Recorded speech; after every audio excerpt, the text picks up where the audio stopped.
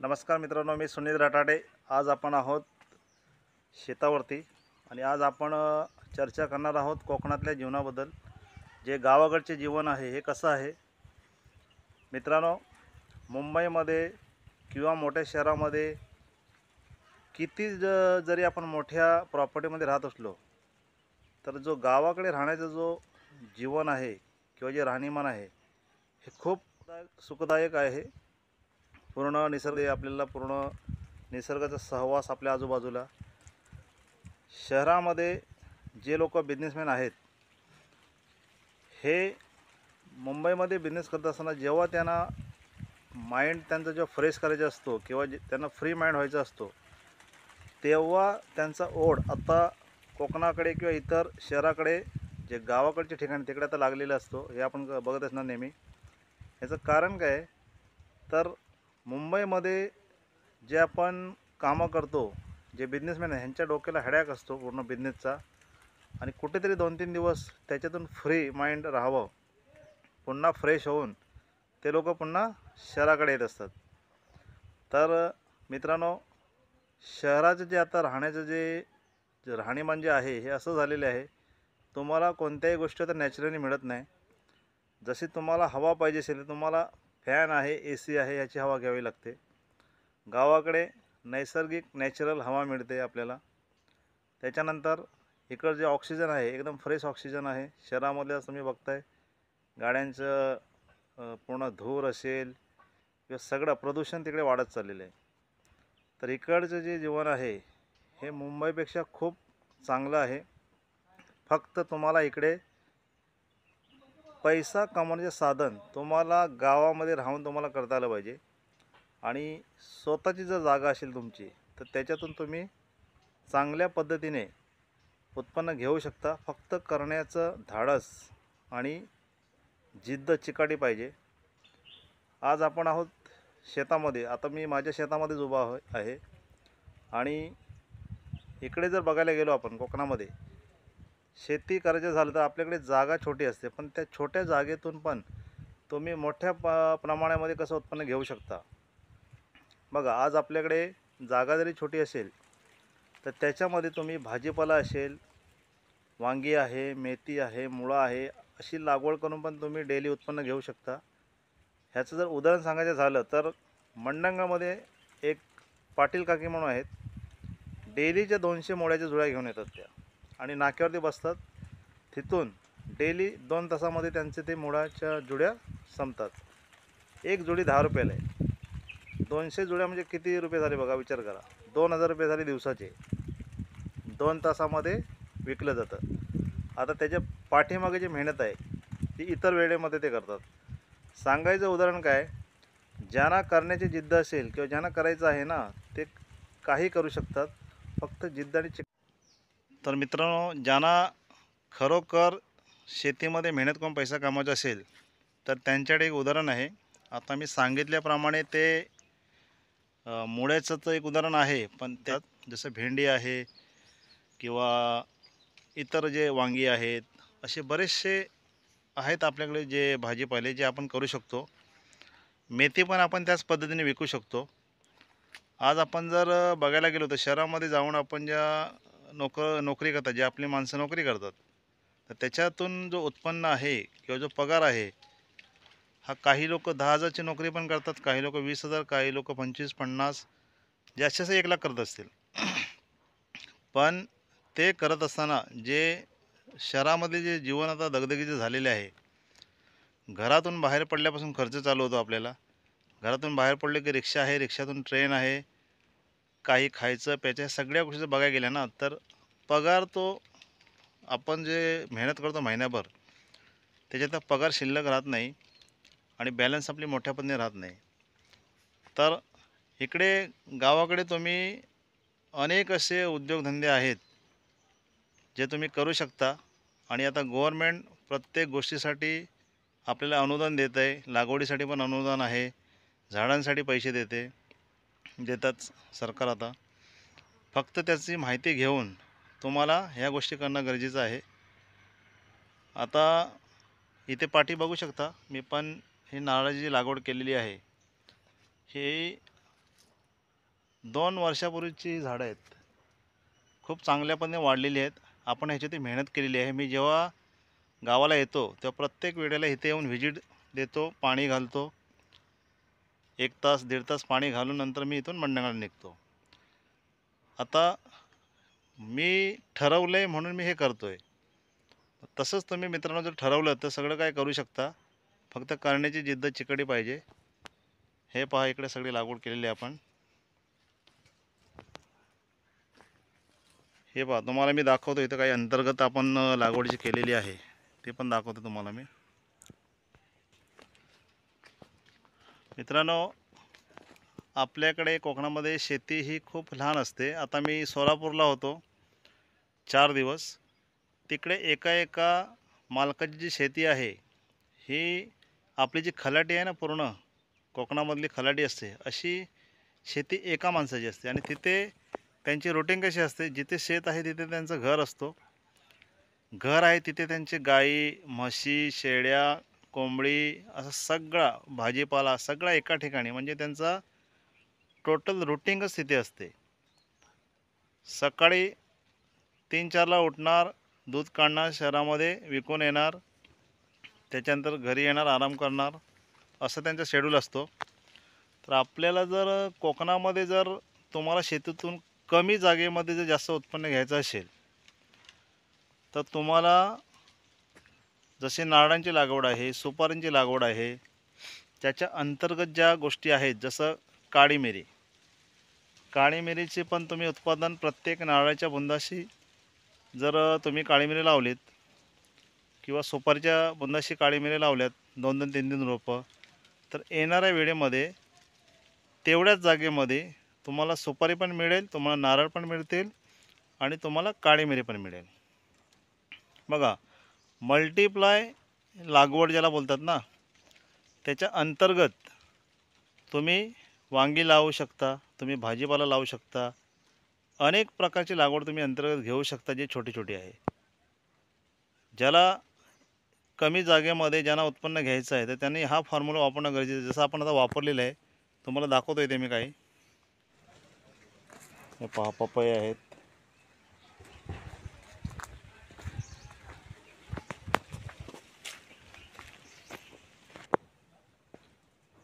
हे पहा,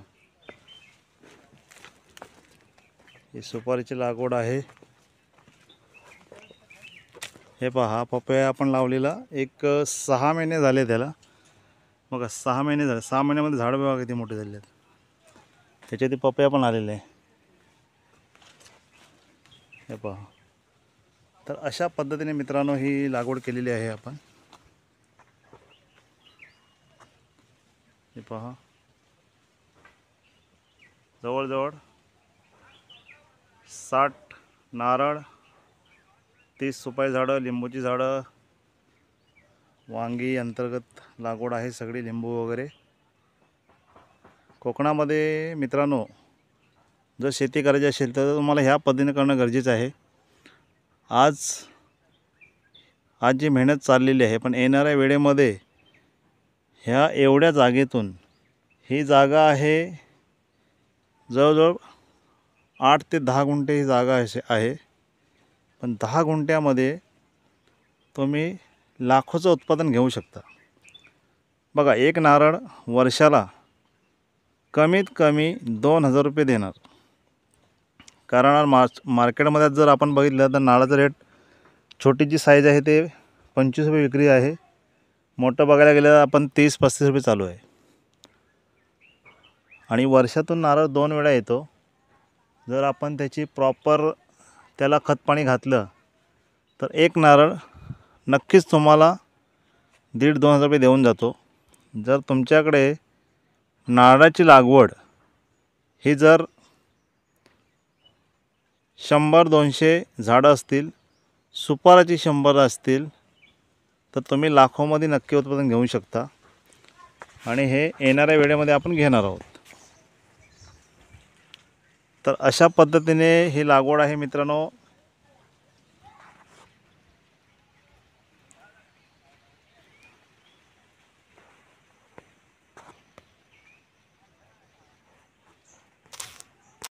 हे पहा मित्रांनो, आपण नारळ पण लावलेला आहे, त्याच्या बुंदाशी मिरच्या पण लावलेल्या आहेत. या पहा, ह्या मिरच्या आलेल्या आहेत. त्याच्यानंतर इकडे पुढे जाऊया आपण.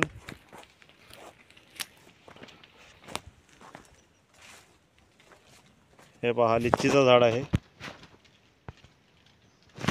त्याच्यानंतर ही हळद आहे. ही हळद आता झालेली आहे तयार. हे पहा, इथे खाली हळद तयार झालेली आहे. इथे बघू शकता तुम्ही. ही हळद आता तयार झाली बुंदाशी. बघा. त्याच्यानंतर ही चवडीची लागवड आहे. हे पहा, ह्या मिरच्या आहेत इकडे. त्याच्यानंतर ही वांगी इथे आहे. हे पहा, हे वांगे आहेत तिथे. पावटा आहे, वांगी आहे. हे अशा पद्धतीने तुम्ही अंतर्गत लागवड करू शकता. अजून तुम्हाला दाखवतो मी.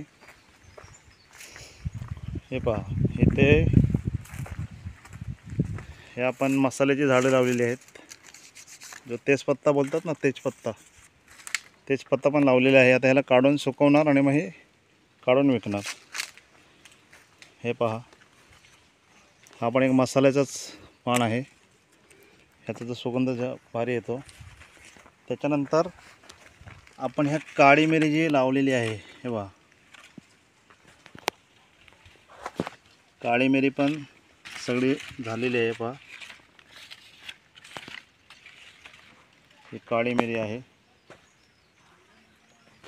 आता ही जी काळी मिरी आहे, हिला मार्केटमध्ये 600-700 रुपये किलोचा दर आहे. हे पहा.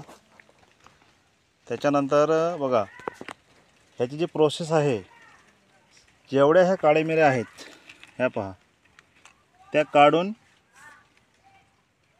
गरम पाण्यामध्ये त्याला उकळून नंतर सुकवायची असते. मग ती काळी मिरी रेडीमेड तयार होते. हे पहा, 2 प्रकारची काळी मिरी आपण लावलेली आहे.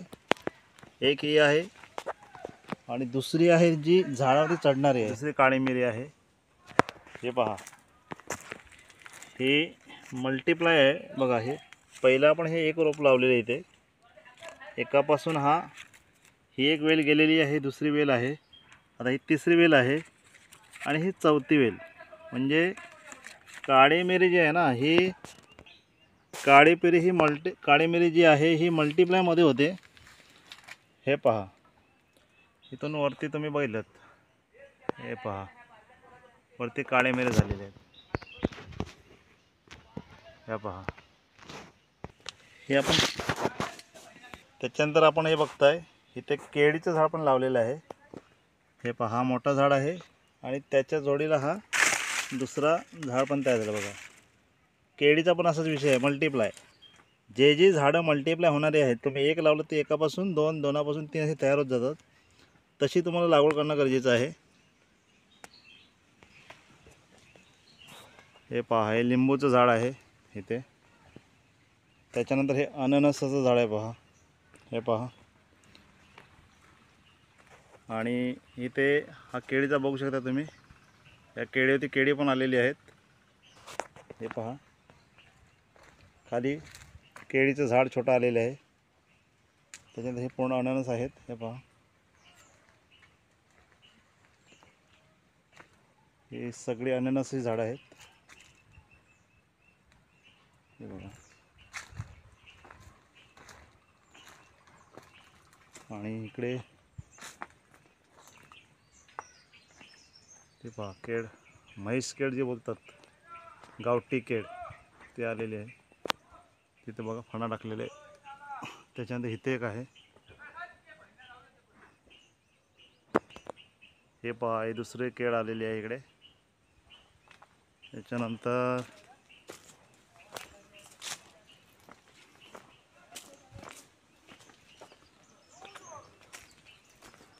हे बघा, इथे पण केळ आलेली आहे.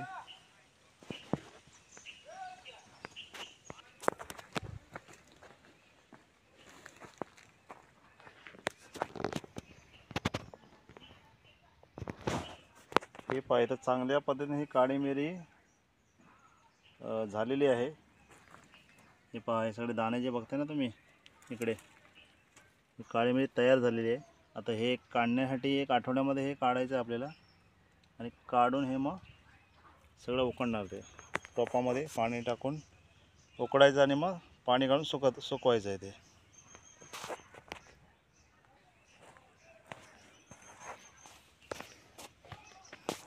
अशा पद्धतीने आपण छोटी मोठी झाडं लावलेली आहेत. इकडे हा पेरूचं झाड आहे, हे पहा.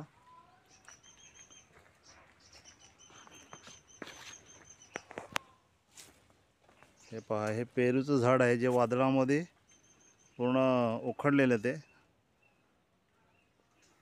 आणि आता पूर्ण असं ते झोपलेलं आहे ते झाड. हे पहा,